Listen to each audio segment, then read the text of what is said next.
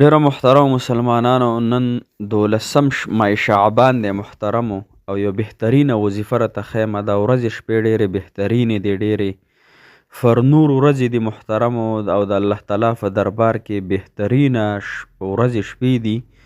نو محترمو، دا وظیفه تاسو انشاءالله د خپل حاجتونو دپاره وکئ، د خپلو ضروریاتو دپاره، د خپلو من چاهت زندګۍ دپاره. الله جل شانه هم دغه من چاهتونه او دغه ضروریات په الله تعالی د خپل دربار نه پوره کړي. الله تعالی به ته ښکلې صحت والا او عافیت والا زندګي درکړي، او چې څونه هم ستاسو حاجتونه دي محترمو، هغه به د الله جل شانه په خپل قدرت سره هغه کامل سرته ورسوي. لہذا دا وظیفه کو نن کوئ، کو سبا کوئ، کو هر کله کوئ، خو محترمو خامخا یې وکئ، د خپلو حاجتونو دپاره روي نیسئ، او انشاءالله ډیره بهترینه وظیفه ده. الله تعالی به ستاسو وکیل جوړ شي، ستاسو به کارساز جوړ شي، ستاسو به محترمو حاجت روا جوړ شي، ستاسو به مشکل کشا جوړ شي محترمو. انشاءالله بهترینه وظیفه ده، مس یې نه کوئ. الله مو د زړه مرادونه پوره کړي.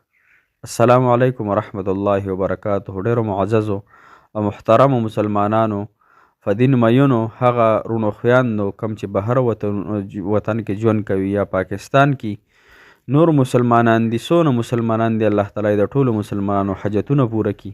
الله جل شانه هم د زړه مرادونه پوره کړه، او الله تعالی د ټولو مسلمانانو ته خاص کر مسافرو ته ډېره اوږده زندګي د صحت او د عافیت والا او د بزرګۍ والا خپلو په ډکو منګلو دی الله تعالی خپلو کورونو ته راوستلی کړي. محترم، نن چې زمونږ کومه وظیفه ده هغه یو ورځ کو تاسو کوئ، نو انشاءالله چې یو ورځ به کافي شي، او کو 2 ورځې یې کوئ او کو 3 ورځې یې کوئ. او محترمو، نو انشاءالله چې په ډېر عجزۍ سره تاسو یو وار یې وکئ، انشاءالله ستاسو زړه ته به الله تعالی اطمینان درکړي، د خوشحالۍ منظر به الله جل شانه تاسو ته وښایي. ځکه الله جل شانه د انسان چې دی دا کفیل دی، د انسان الله جل شانه مددگار دی. نو دې وظیفه کې هم د الله تعالی مدد پروت دی، د الله تعالی نصرت پکې پروت دی. نو الله جل شانه به ستاسو ورسره حاجتونه هم پوره کړي. 500 فیرې به تاسو کوئ محترم مسلمانانو، او انشاءالله داسه کې به کوئ، خبرې پکې هیڅ چا سره هیڅ قسمه نه کوئ.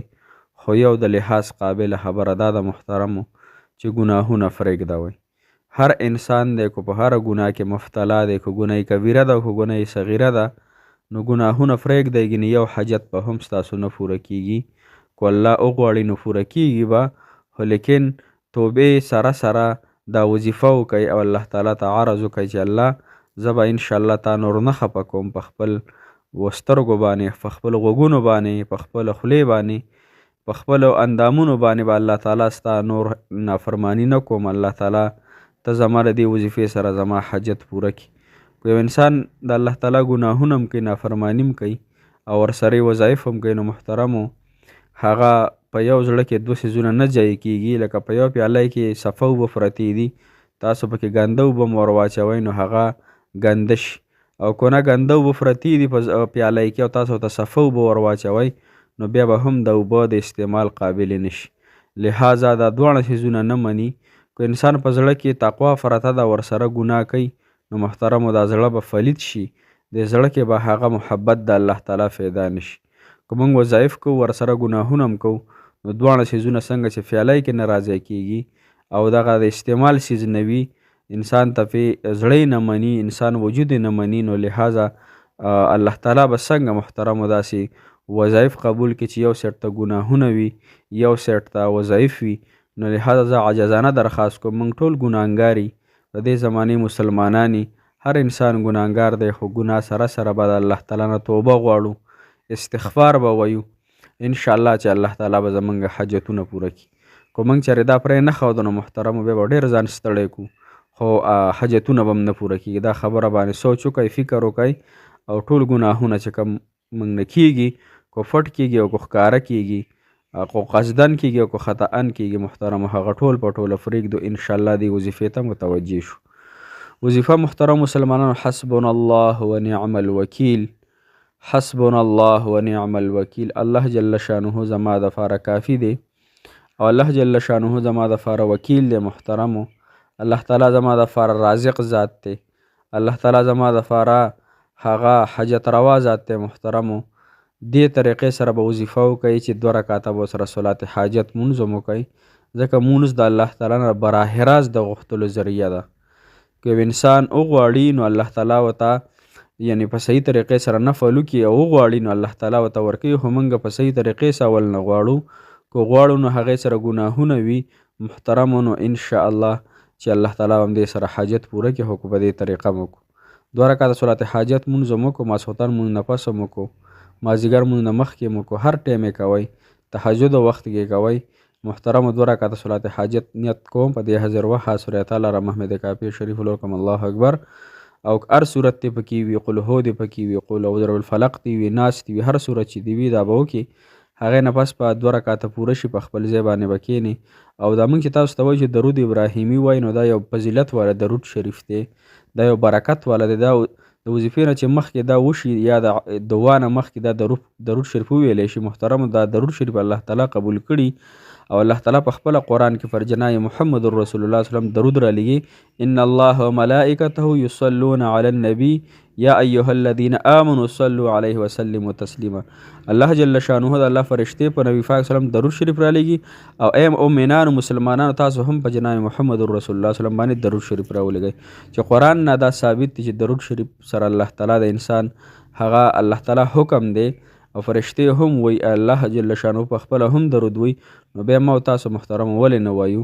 نو درود شریف د دې وظیفې نه 21 کرته مخکې 21 کرته وروسته او 500 مرتبه حسبنا الله ونعم الوکیل، حسبنا الله ونعم الوکیل. چې ته څنګه هم دغسې وایې، داسې مه چې حسبنا الله ونعم الوکیل، حسبنا الله ونعم الوکیل، داسې نه محترمو. دا د الله تعالی نومونه دي، دا د الله تعالی اذکار دی. دا چې څومره په عاجزۍ محبت سره او په سلو په قلاره وشي نو الله تعالی دغه خوښوي او فرشتې په انسان رحمتونه نازلوي. حسبنا الله ونعم الوکیل دغه شان وایي.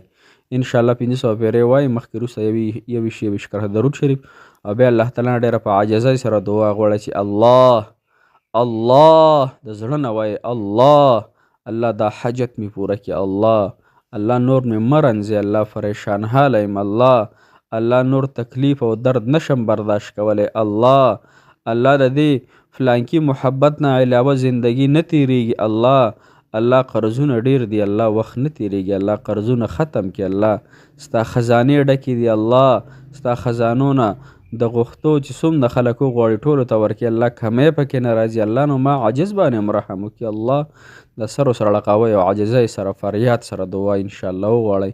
1 ورځ یو کوئ، 2 ورځې، 3 ورځې. محترمو تر 140 ورځو پورې دا وظیفه تاسو جاري ساري وساته انشاءالله چې الله تعالی مو سره تمام حاجتونه پوره کړي. الله جل شانه هم تمام حاجتونه پوره کړه. دعاګانې ته زه خصوصي کوم، الله تعالی مو د زړه مرادونه پوره کړه، د زړه حاجات دی الله تعالی ستاسو پوره کړي. مونږ له اجازت راکړه، انشاءالله را روانه کې به بیا ملاقات کیږي. دعاګانې کوئ، مونږ هم درته کوو. الله مو خوشحاله ساته. جزاک الله خیر، احسن الجزا فی الدنیا والآخره.